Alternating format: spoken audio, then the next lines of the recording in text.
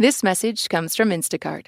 Let's talk groceries, specifically your groceries, with Instacart. You want your groceries just the way you like them, right? Well, the Instacart app lets you do just that. They have a new preference picker that lets you pick how ripe or unripe you want your bananas. Shoppers can see your preferences up front, helping guide their choices. Instacart. Get groceries just how you like. This is Planet Money from NPR. David Rashid had worked setting up and running auto parts factories for the better part of 2 decades when he got this job offer that would launch him on a very strange journey.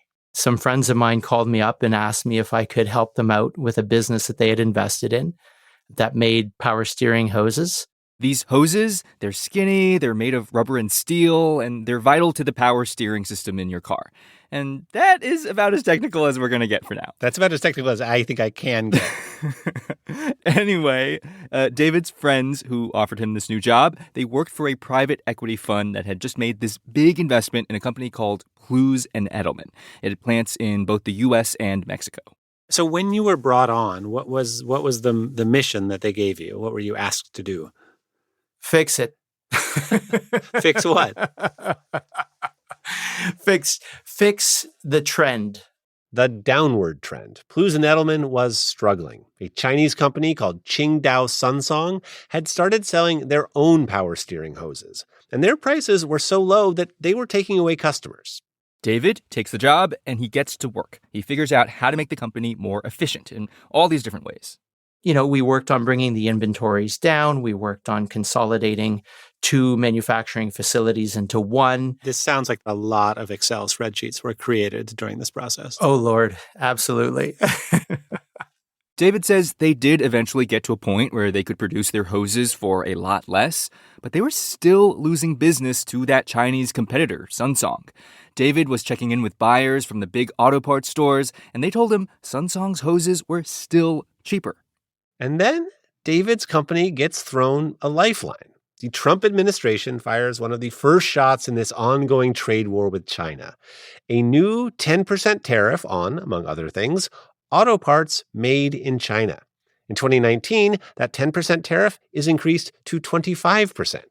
David knows that Qingdao Sunsong has these 2 North American subsidiaries in Ohio. And now, when those subsidiaries import steering hoses from China, they will have to pay a 25% tax on the value of those hoses, which should drive up how much Sunsong charges its customers. I thought, okay, now we're going to see, a change. And now we're going to have an opportunity to potentially take some business back. But that's not what happened.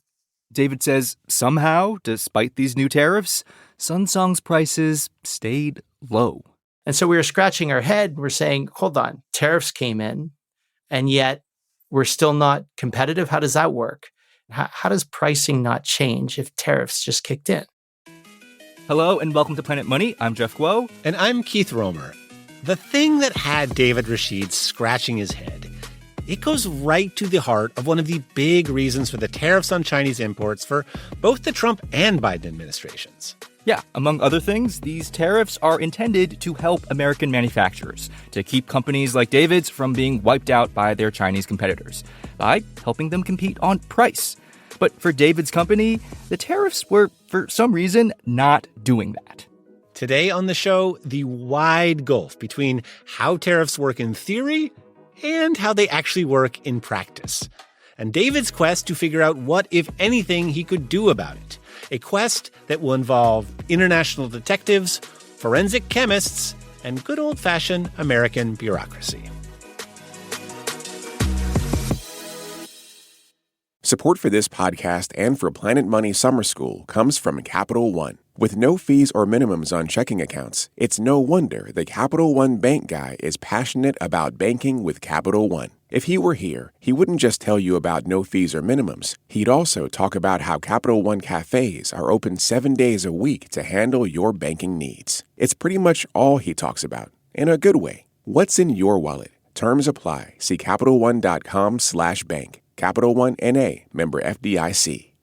This message comes from Dell Technologies. Interruptions happen at work. But with the Dell Pro laptop powered by Intel Core Ultra with V Pro, built with optimized battery and built-in intelligence, your tech won't slow you down. Dell.com/Dell-Pro. Built for you. David Rashid thought that the new tariffs on Chinese imports would force his Chinese competitor Sunsong to significantly raise its prices, which would help his company win back customers. But 2 years after the tariffs went into effect, neither of those things had happened. And David's company, Plews and Edelmann, was having real problems. They had to sell off a division and lay off about 50 workers. These are good people, but as the size of your business shrinks, it's impossible to continue to keep them on. And so there are absolute consequences to us if we can't successfully compete with Sunsong. David knew he had to get to the bottom of this mystery of how his competitor Sunsong had managed to keep its prices low despite the tariffs. He brought together all of his company's brightest minds. So we put together like it's like an A team of different skills. And we started asking the question, how are they doing this? And what are we going to do to investigate? Because we felt like something was going on, but we didn't know. We didn't even know where to look.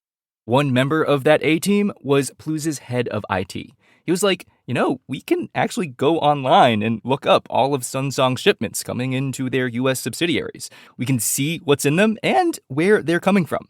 And what we were able to see was before, let's say, mid-2018, they were importing all of their product from Qingdao Sunsong, which was their parent in China.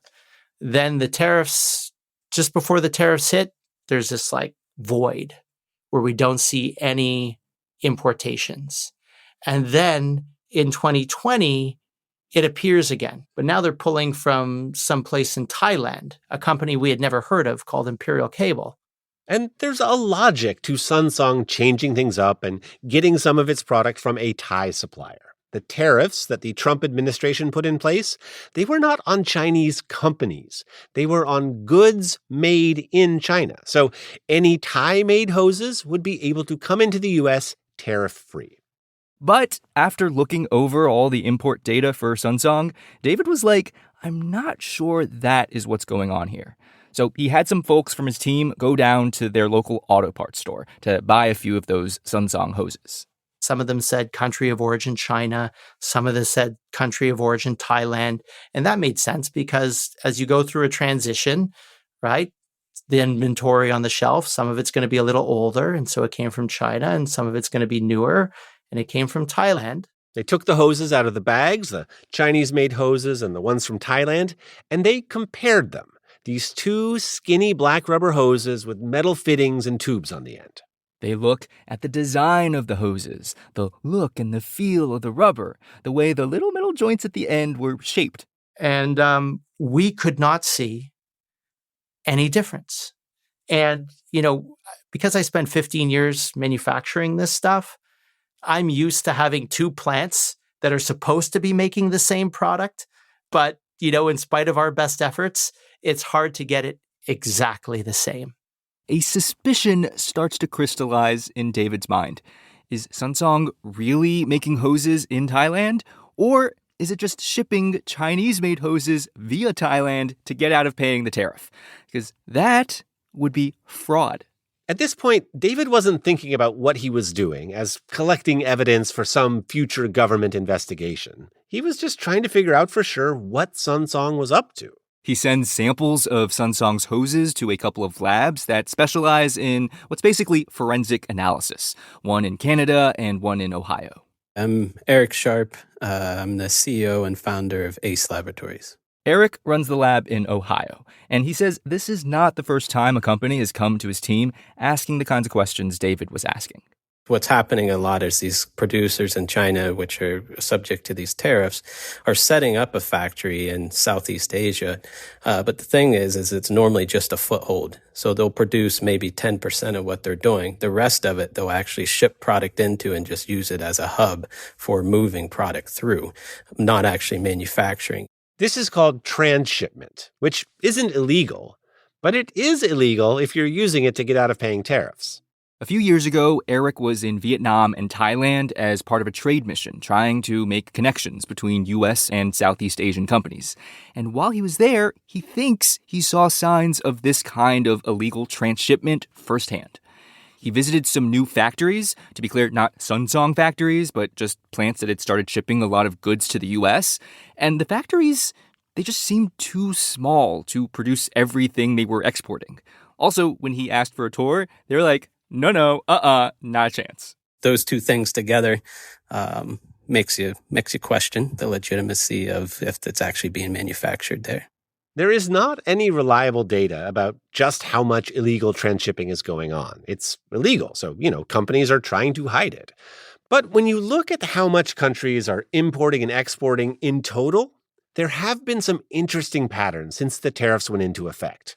China is now exporting less to the U.S., but at the same time, it's exporting more to intermediate countries like Thailand and Vietnam and Mexico. And those intermediate countries, they are now sending more goods into the United States. A lot of that shift in trade flows is legit, whether it's American companies buying more from those intermediate countries or Chinese companies setting up factories there. But at least some of that shift in trade flows is cheating. Anyway, to see whether the Sunsong steering hoses that David had sent, the ones from China and the ones from Thailand, are in fact the same hoses, Eric's lab runs them through this whole battery of tests. Yeah, this is the rubber nerds version of CSI. First, they look at the material that's used in the hoses. One test is called TGA, which is thermogravimetric analysis. Thermogravimetric analysis is this really neat process where you cut off a chunk of the rubber so that you can burn it and see what happens. So everything that's inside of a rubber component has a point to where it burns and volatilizes. So what this test does is it slowly ramps up temperature and it weighs how much is burning off at each temperature point. So we can say, it's got X amount of polymer, X amount of filler, X amount of plasticizer in it, and break it down quantitatively in that way. They run all these other tests, and when they compare the results for the two hoses, everything looks really similar. So there was no deviation. That you lit the two pieces of rubber on fire in a variety of ways, and they seem to be basically made of the same stuff? That's the takeaway? Yeah. And that's always the first screening check. The next check involved cutting open the tube and comparing the thread and the metal inside used to reinforce the tube. And again, exact match. Also, the metal fitting on the end of the hose, it was clearly crimped by the exact same crimping tool. Eric says the chances that the steering hose labeled made in China and the steering hose labeled made in Thailand were actually made in different factories is basically zero.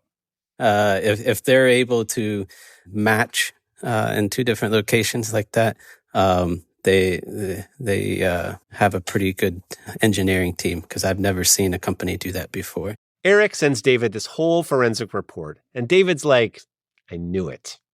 It told us that the Thai parts and the Chinese parts, we believed, in our opinion, were coming from the same location, and therefore it suggested that they weren't being manufactured in Thailand.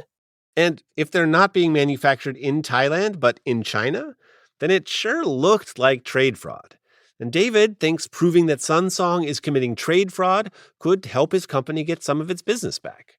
Now, David wasn't only gathering forensic evidence, he had also been pursuing a separate, more direct mode of investigation to figure out what was going on at Imperial Cable, that Thai company that, at least according to the import records, was manufacturing hoses for Sunsong. For this part of the story, bear with me, we actually have to go back in time a little bit, to this one night when David met an Israeli guy named Gilad at a CrossFit class. One day after a hard workout, we're all lying down, just exhausted, and we just start chatting. And we start talking about hummus, of all things, because, my background, my father's Palestinian. And so we start chatting about hummus, and I love to cook, and I make hummus, and he loves to cook, and he makes hummus. Just try to find me a more stable foundation for a friendship. You cannot. Anyway, over time, David and Gilad become good enough friends for David to learn that when Gilad did his military service in Israel, he made some connections in military intelligence. and that now he runs a cybersecurity company that knows its way around some of the darker corners of the internet. Okay, and so this is where it gets back to the story about the power steering hoses, because when David is looking around for ways to investigate Imperial Cable, he's eventually like, maybe I should ask Gilad if he's got some connections that could help me here. And at first I was really nervous because I thought, I don't want him to think that I just felt awkward asking, I felt like somehow it was not appropriate. Wait, why did you feel that way? I don't know, like, hey, can you put me in touch with your secret agent buddies? Like, that's not, that's not something I felt necessarily comfortable with. But effectively, that's what I asked. And he said, and he's such an entrepreneur. He's like, David, no problem. I got you covered. Walk me through your situation, and then I'll see what I can do. Gilad ends up connecting David with a private investigation firm that has assets on the ground in Southeast Asia. We were having weekly calls. I was talking to someone in Cape Town, someone in Tel Aviv, and someone in Thailand. David needs them to dig up some concrete proof that the Thai company, Imperial Cable, is not manufacturing these hoses, that the hoses are still all coming from China. So the investigators head to the ports. So we can see very clearly all of the product coming from Thailand to the United States. All that information is available. It's public. What you can't see is the product from China into Thailand. But this is information that our investigators were able to obtain from a confidential informant. So they had a guy on the inside who could show them the paperwork? Is that what I'm to understand? That's how I understood it. This new port data from Thailand put a whole new company on their radar, a company called Virion. They could see Sunsong was shipping hoses from China to Virion. And then, somehow, those same hoses were showing up as imports to one of Sunsong's subsidiaries in Ohio, coming from the other Thai company, Imperial Cable. So, to try and figure out how these two Thai companies are connected, the investigators do some more digging.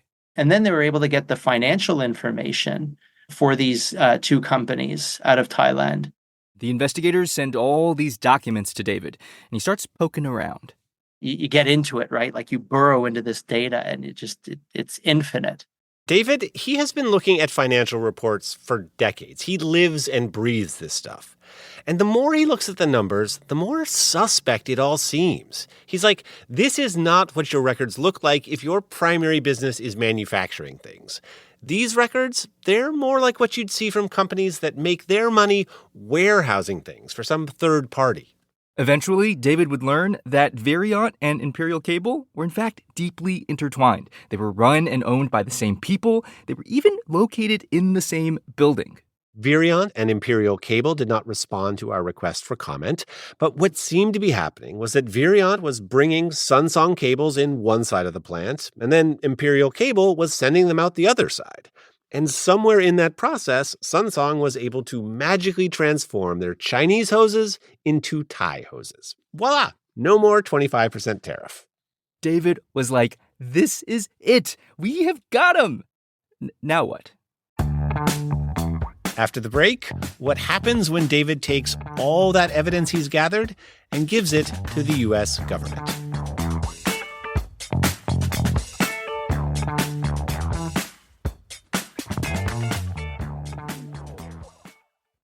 Support for this podcast and for Planet Money Summer School comes from Capital One. With no fees or minimums on checking accounts, it's no wonder the Capital One bank guy is passionate about banking with Capital One. If he were here, he wouldn't just tell you about no fees or minimums. He'd also talk about how Capital One cafes are open 7 days a week to handle your banking needs. It's pretty much all he talks about, in a good way. What's in your wallet? Terms apply. See CapitalOne.com/bank. Capital One N.A., member FDIC. This message comes from Dell Technologies. Interruptions happen at work. But with the Dell Pro laptop powered by Intel Core Ultra with V Pro, built with optimized battery and built-in intelligence, your tech won't slow you down. Dell.com/Dell-Pro. Built for you. Support for this podcast and the following message come from Vanguard. Every day, shareholders meet to discuss important matters about the companies you invest in. Now you can make your voice heard too. Vanguard Investor Choice makes it easy to set your proxy voting preference for your eligible Vanguard index funds. Visit Vanguard.com/investorchoice to learn more. Vanguard investors own shares of their index funds, and those funds own shares of the companies they invest in. Vanguard Marketing Corporation, distributor.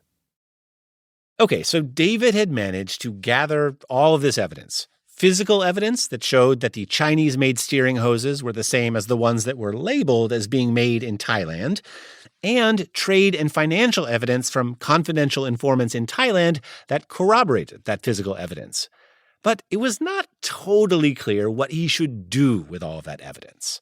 And look, in an ideal world, if some company was violating U.S. trade laws, the U.S. government would have already found them out and stopped them. Kind of the first line of defense here is Customs and Border Protection. This is the federal agency that has the authority to take a look at every plane load, every shipping container and package that comes into the country. But there's a reason Customs might not catch something like steering hose fraud. The sheer volume of stuff that comes into the U.S. is mind-boggling. More than $3 trillion worth of imports every year. And Customs has to police things like illegal shipments of fentanyl and guns. It's a lot. So, in 2021, David embarked on the next phase of his journey, trying to get the government to act. First, he reached out to some trade lawyers. They told him that what you want to do is file something called a False Claims Act lawsuit.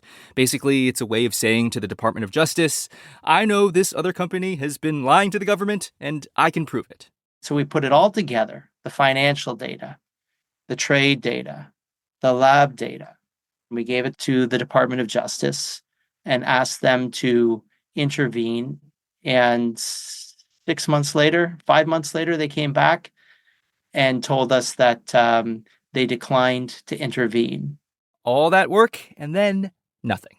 You spent years gathering all of this evidence, and they say, yeah, sorry, we can't help you. Like, how did that make you feel? Deflated.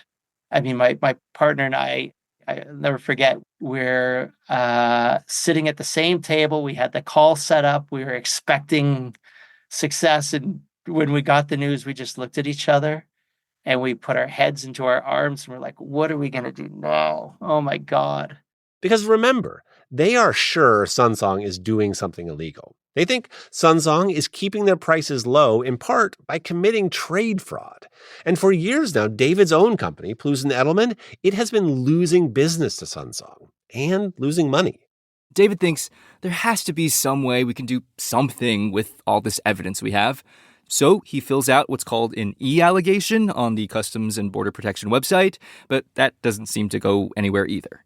And around this time, his lawyers tell him, there is one more thing we can try.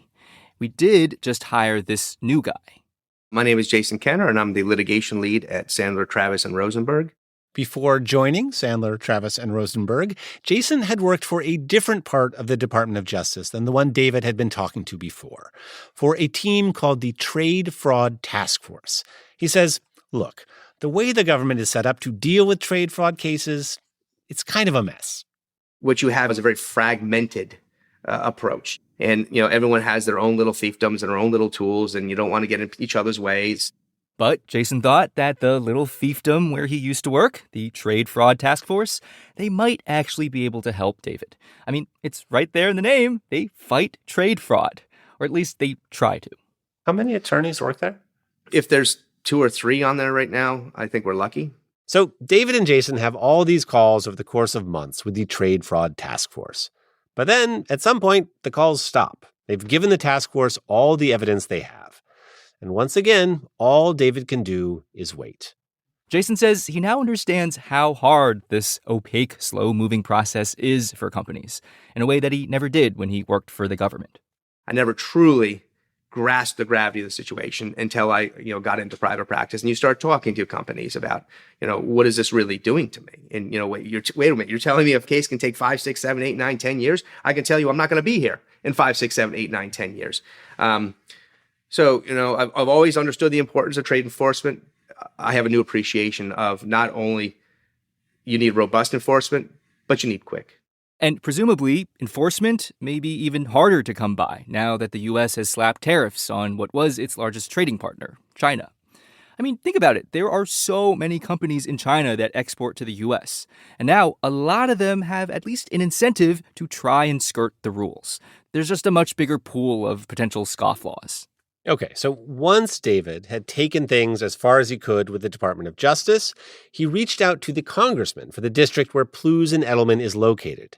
And the congressman took a big interest in this case. A committee he was on wrote a letter to the Department of Homeland Security accusing Sunsong of trade fraud, which is why it's hard to say what ultimately led to the government taking action in Plews and Edelmann's case. But earlier this year, things started to happen. So in January, I think it was the 18th of January, the Department of Homeland Security raided Sunsong North America's facilities in Moraine, Ohio. Federal search warrant, investigators crawling all over the place for hours.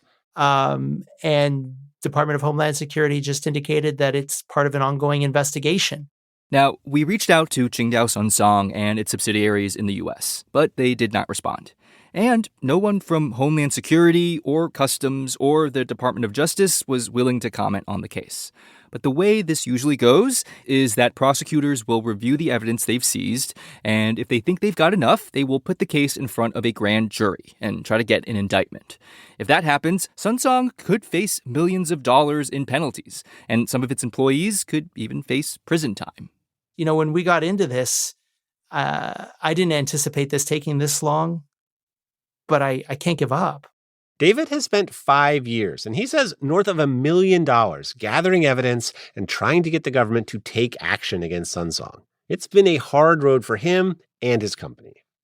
I mean, we've had layoffs, and yes, we've lost business, but we can rehire and we can build back our business. And so I'm optimistic. I have to be. So, on the one hand, this is a story about how the United States enforces its trade laws and how hard that can be. But there is this other story, kind of hidden behind that first one. That story is about how tariffs actually work in a globalized world. Yeah, these tariffs are designed in part to be a kind of wall protecting American companies from their Chinese competitors. But tariffs don't necessarily work as well as they once did. There are so many ways around that wall now. Some of them are illegal, like what Sunsong seems to have been doing by just shipping things through Thailand. But there are also perfectly legal ways around that wall. For one, Chinese companies can simply assemble or manufacture their goods in other countries. And this has been happening a lot. Since the tariffs went into effect, there are all these new Chinese-owned factories going up in Vietnam and Mexico and Thailand. Even Sunsong seems to be taking this more legitimate route. Financial records suggest that in the last few years, they have invested millions of dollars setting up an assembly plant in Thailand. It won't get them out of legal consequences that might come from that raid on their U.S. subsidiary, but it might let them shift enough production work to Thailand that they will legally be able to export power steering hoses to the U.S. tariff-free.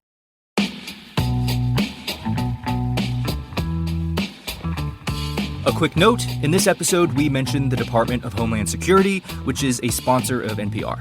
Today's episode was produced by Emma Peasley and edited by Molly Messick. It was fact-checked by Sierra Juarez and engineered by Ko Takasuji Chernovin. Alex Goldmark is our executive producer. Special thanks today to David Applegate and Emily Blanchard. I'm Keith Romer. I'm Jeff Guo. This is NPR. Thanks for listening. This message comes from Capella University. You know that feeling when there's a spark building inside you, that you were meant for more? That's your own drive pushing you towards what's next. Capella University gets that. With their FlexPath learning format, you can set the pace and earn your degree without putting life on pause. You've built experience and know what you're capable of. Now, this is your time to turn that momentum into more. The only real question is, what can't you do? Learn more at capella.edu.